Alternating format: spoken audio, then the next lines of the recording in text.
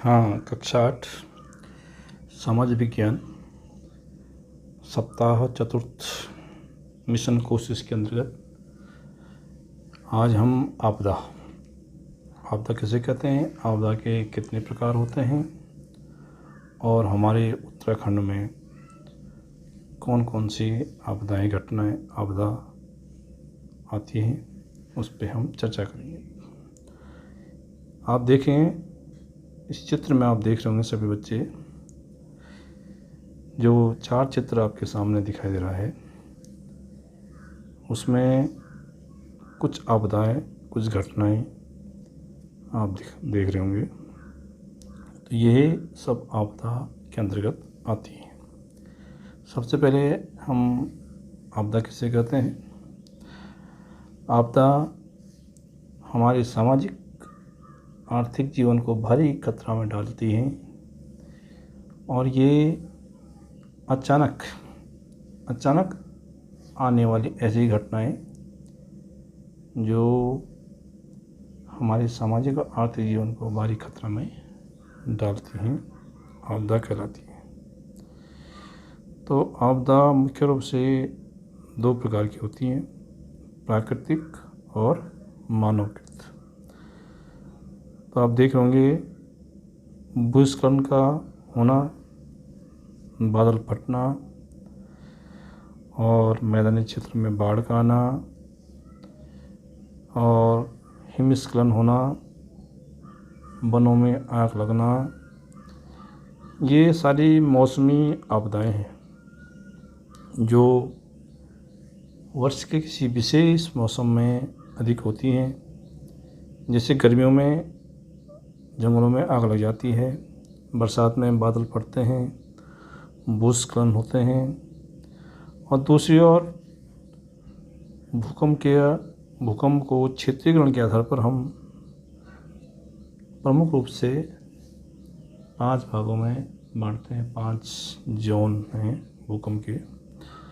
तो सबसे पहले हम देखते हैं किस प्रकार से जो है आपदाएं आती हैं और आपदा का हमारे जीवन पर किस प्रकार से प्रभाव पड़ता है। तो सबसे पहले चलते हैं प्राकृतिक आपदा। प्राकृतिक आपदा जिसमें प्रकृति के द्वारा जो है यह आपदा आती है और जिसमें जैसे सूखा पड़ना, बाढ़ आना, सुनामी, भूकंप, ज्वालामुखी का फटना, ये सब जो है प्राकृतिक आपदाएं हैं। मानवकृत आपदाएं जिसमें मनुष्य सीधे क्या होता है, जिम्मेदार होता है, मनुष्य की वजह से आपदाएं आती हैं। जैसे आप बस में चल रहे हैं या ट्रक में चल रहे हैं या यूटिलिटी में चल रहे हैं, तो कभी कभी दुर्घटना हो जाती है। उस स्थिति में यहाँ पे यह प्राकृतिक आपदा नहीं है, यह मानव की गलती है। मानवकृत आपदा उसको कह सकते हैं। आणविक, जैविक, रासायनिक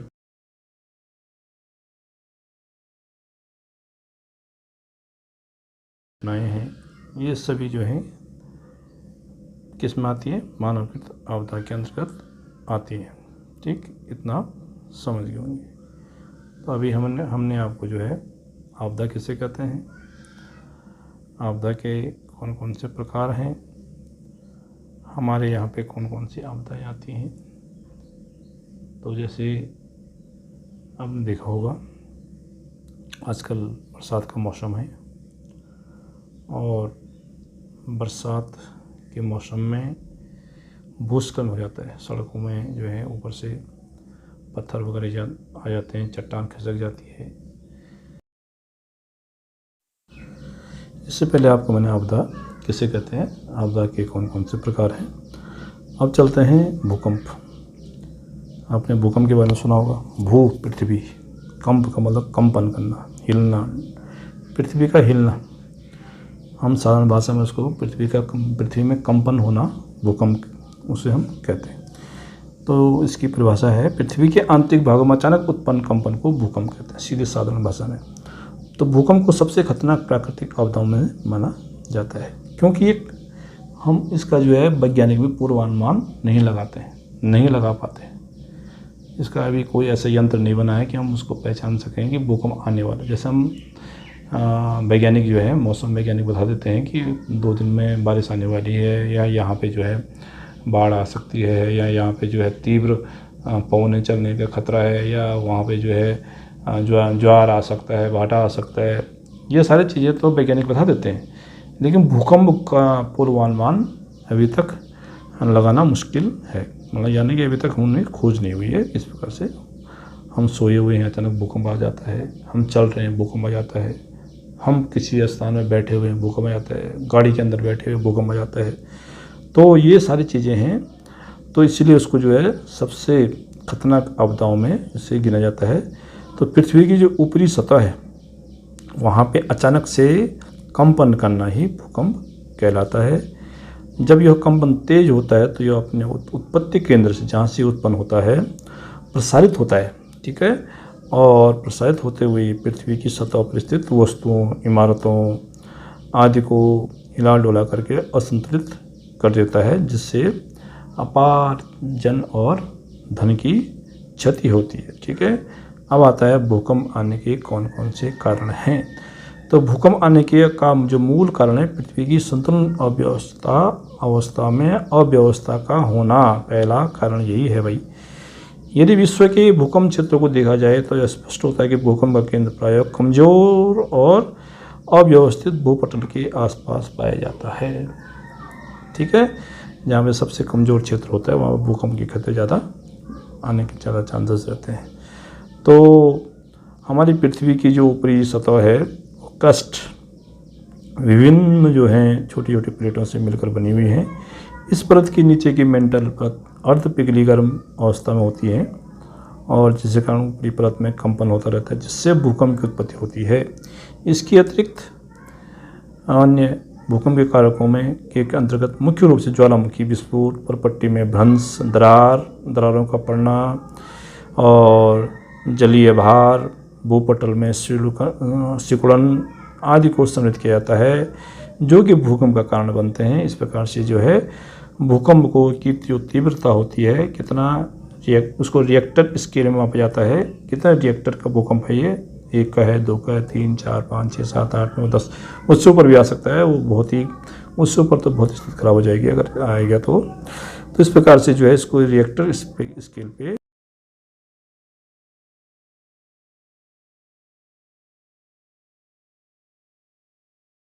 और रिएक्टर स्केल, ठीक है, रिएक्टर स्केल से जो है भूकंप की तीव्रता मापते हैं। तो भूकंप की जो उत्पत्ति जहाँ से होती है उससे हम उद्गम केंद्र या फोकस भी कहते हैं, तथा उद्गम केंद्र से ऊपर जहाँ सर्वप्रथम भूकंप आता है उससे अधिक केंद्र या एपिसेंटर के नाम से जाना जाता है। जैसे आप देख रहे होंगे यहाँ पे ये उसका केंद्र है, ठीक है, ये भूकंप का क्या है, उद्गम केंद्र है, ठीक है, और ये क्या है, अधिक केंद्र है। अधिक केंद्र क्या है, जहाँ उद्गम केंद्र से जो है क्या होता है, ऊपर जहाँ सर्वप्रथम भूकंप आता है, यानी कि यहाँ पे उत्पत्ति होती है भूकंप की और सबसे पहले ये यहाँ पे आता है। इसको अधिकेंद्र या एपी सेंटर के नाम से जाना जाता है। ये समझ गया, ये प्लेटें हैं इसकी, ये आपस में टकराती हैं, भूकंप की तरंगें अपनी दिशाओं में बाहर की ओर ये निकल रही हैं इस प्रकार से, ठीक है, इस प्रकार से निकल रही है। तो ये है भूकंप आने का प्रमुख कारण है। अब चलते हैं भूकंप के जोन। कितने जोन होते हैं भूकंप के, उनकी तीव्रता के अनुसार जो है उनको जोनों में बांटा गया है। 5 जोन होते हैं भूकंप के। जोन 1 जैसे भारत के दक्षिणी पठारी भाग, यहाँ पे खतरा बिल्कुल नहीं के बराबर होता है। दूसरा प्रायद्वीपीय भारत के तटीय मैदान, तीव्रता कम होती है। तीसरा गंगा सिंधु का मैदान, राजस्थान तथा उत्तरी गुजरात, यहाँ पे भूकंप की तीव्रता थोड़ा अधिक होती है, बहुत ज़्यादा नहीं, अधिक होती है। चौथा जो जोन है वो, चौथा और 5वां जोन बहुत ही संवेदनशील होते हैं। चौथा जोन शिवालिक हिमालय का क्षेत्र, पश्चिम बंगाल का उत्तरी भाग, असम, अंडमान और हमारा उत्तराखंड के कुछ डिस्ट्रिक्ट, यानी कि अधिकांश डिस्ट्रिक्ट 9 डिस्ट्रिक्ट हैं, लगभग 9 जिले हमारे उत्तराखंड के 4 में आते हैं, ये संवेदनशील है। और 5 में गुजरात का कच्छ, जम्मू कश्मीर, हिमाचल प्रदेश, उत्तराखंड के कुछ जिले जिनमें 4 जिले सबसे डेंजरस जोन में आते हैं, जिसमें रुद्रप्रयाग, चमोली, बागेश्वर, पिथौरागढ़। ये 4 जिले जो हैं बच्चों सबसे खतरनाक हैं भूकंप के दृष्टिकोण से, सबसे अति संवेदनशील। यहाँ पे जो है भूकंप के आने की चांस, और जब आता है तो बहुत ज़्यादा नुकसान करता है भूकंप, ठीक है। तो ये पर्वतीय क्षेत्र में इस प्रकार से वैसे बना, तो वैसे 4 भी बहुत खतरनाक है, 4 वाला भी खतरनाक है, और 5 वाला तो उससे ज़्यादा खतरनाक है। लेकिन 5 वाले में अगर थोड़ा कम भी अगर उसकी रिएक्टर पैमाने पे उसका मापेंगे, माप पे होगा, तो तब भी वो जो है ज़्यादा नुकसान करेगा, ठीक है। जान मान की जो क्षति है ज़्यादा होगी। तो 5 जोन में जो कौन कौन से हैं, आपने सुना होगा गुजरात का कच्छ में भूकंप आया था, जम्मू कश्मीर जो ऊपर वाला बेल्ट है, हिमालय जो क्षेत्र है वहाँ से पर्वतीय भाग है, सिक्किम जो पूर्वी राज्य है वहाँ पे, और इस प्रकार से उत्तराखंड का जो 4 जिले हमारे हैं ज़्यादा विशेष रूप से वो अति संवेदनशील जिलों में आते हैं, समझ गए आप। तो ये भूकंप किसे कहते हैं, भूकंप आने के प्रमुख कारण क्या क्या हैं, और भूकंप के अब आते हैं बचाव या उपाय, हमें क्या करना चाहिए। तो हम भूकंप से बचाव के बहुत सारे उपाय हैं कि उसमें हमें क्या क्या करना चाहिए। भूकंप से हम उसको कम से कम नुकसान हो हमें। सबसे पहले तो भूकंप मापिए, भूकंप जो है अवरोधी, हमको जो है मकान बनाना चाहिए, यानी कि जो हम अपने मकान बनाते हैं वो जो है भूकंप रोधी होने चाहिए, यानी कि जब भूकंप आए तो उस पर ज़्यादा उसका असर नहीं होना चाहिए। सबसे पहले तो अब भूकंप का जो है अनुभव सबसे पहले जो जानवर हैं उनको होता है, जैसे कुत्ता, बिल्ली, चूहे, चिड़िया, चमगादड़, अन्य जानवर। क्यों होता है, क्योंकि भूकंप आने से कोई गैस निकलती है, और गैस जब निकलती है तो सबसे पहले जो है ये जानवर जो है उसको उनको एहसास हो जाता है, तो वो जो है सतर्क हो जाते हैं, भौंकना शुरू कर देते हैं, जैसे कुत्ता भौंकना शुरू कर देता है, ठीक है। उनमें एक अचानक कुछ परिवर्तन हो जाते हैं, तो वो परिवर्तन हमको देखने होते हैं, उनकी पहचान हमको होनी चाहिए। तो पहला हमको ये देखना चाहिए कि इन जानवरों में ये परिवर्तन क्यों हो रहा है, क्या वजह है, क्या कहीं भूकंप तो नहीं आने वाला है। तो इस प्रकार से हम देख सकते हैं। तो भूकंप से पूर्व निकलने वाले जो गैसें हैं उनका प्रभाव उससे पहचान सकते हैं ये लोग, इनमें ज़्यादा क्षमता होती है पहचानने की इन जानवरों में। तो मनुष्य को इनका व्यवहार देखकर सावधान हो जाना चाहिए, ठीक है। और इसके अतिरिक्त भूकंप आता है तो हड़बड़ाहट नहीं होनी चाहिए, हमको डरना नहीं चाहिए, शांत रहने का प्रयास करना चाहिए, ठीक है। व्यक्ति जहाँ पर है उसको वहाँ पर रहना चाहिए। इसके साथ ही दरारों, प्लास्टर आदि के जलने पर गहरी नज़र उन पर रखना चाहिए, उन स्थानों पर रखना चाहिए। बिजली के बटन हमेशा बंद करना चाहिए रात में, ठीक है, कभी ऑन नहीं रखना चाहिए, स्विच ऑफ रखना चाहिए हमेशा। और जो भी प्लग है उसको प्लग को निकाल देना चाहिए, प्रत्येक दिन निकाल देना चाहिए भाई, हाँ। तो इससे भी जो है स्पार्किंग होती है, स्पार्किंग से जो है उससे जो है क्या होता है, आग लगने की खतरा ज़्यादा होता है। और गैस पाइप को हमेशा उसको बंद कर देना चाहिए, उसका जो बंद कर देना चाहिए, उसका सिलेंडर को सील कर देना चाहिए। और अपने पास हमेशा रात में टॉर्च रखो, छाता होना चाहिए अपने पास, पीने का पानी हमेशा होना चाहिए। और बचाव के लिए जो है फर्स्ट एड बॉक्स भी होना चाहिए, जिसमें थोड़ा बहुत छोटी मोटी जो दवाइयाँ होती हैं वो आप स्वयं उसका जो है अपना कहीं कट गया, कहीं कुछ हो गया तो उसका उस पर जो है बैंडेज कर सकते हैं। ये चीज़ें आपके पास होनी चाहिए, ठीक है। और सबसे पहले जब भूकंप ये देखना चाहिए, भूकंप आने के बाद आप क्या करेंगे, जहाँ पर खुला स्थान है वहाँ पे जाने की कोशिश नहीं, जहाँ पे सब लोग, जहाँ पे जो कंजस्टेड है वहाँ पर गलियों में घूम रहे हैं आप, गलियों में भाग रहे हैं, ऐसा नहीं। जहाँ पे खुला स्थान है वहाँ पे अपने को सुरक्षित वहाँ पे चले जाना चाहिए। तो ये भूकंप किसे कहते हैं, भूकंप आने के कौन कौन से कारण हैं, भूकंप आने के बाद हमको क्या क्या बचाव करना चाहिए, हमारे भूकंप के कौन कौन से जोन है, ये आपको हमने बताया, ठीक है। तो आज का ये यहाँ पे जो है समाप्त होता है। तो आपको जो इससे संबंधित जो प्रश्नावली है, अभ्यास, उसको आपको करना है, ठीक है।